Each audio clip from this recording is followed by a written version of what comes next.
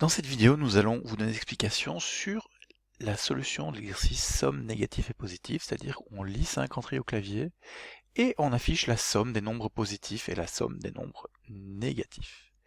Alors on va repartir pour ça de la solution qu'on avait fait pour la somme de 5 entiers.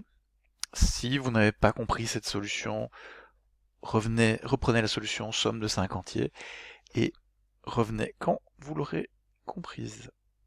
Donc ici, le principe est le même, sauf qu'au lieu d'avoir une seule somme, on aura une somme des négatifs et on aura une somme des positifs. Positifs, qui commencent tous les deux à 0.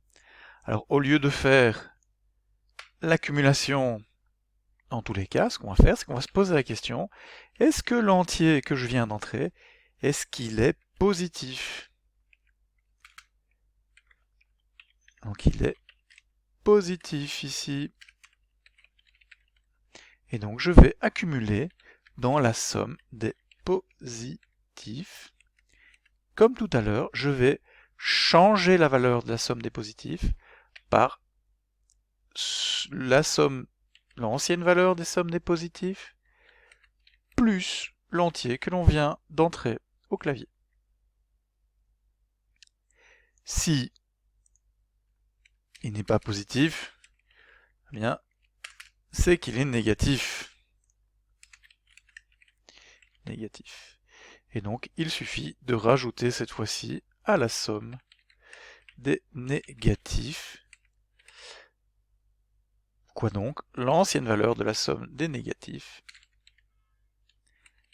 et sur lesquels on rajoute l'entier.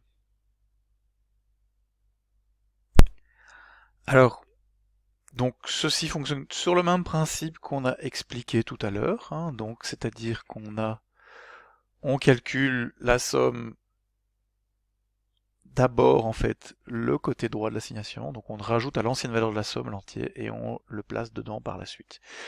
Maintenant, c'est quelque chose qui arrive tellement souvent qu'il y a un raccourci pour cela. En fait, vous avez la notation plus égale. La notation plus égale fait exactement cela. C'est-à-dire, elle va prendre la valeur de l'entier et elle va le rajouter à la valeur du négatif. Donc c'est vraiment équivalent à ceci, à somme négatif plus entier. Voilà.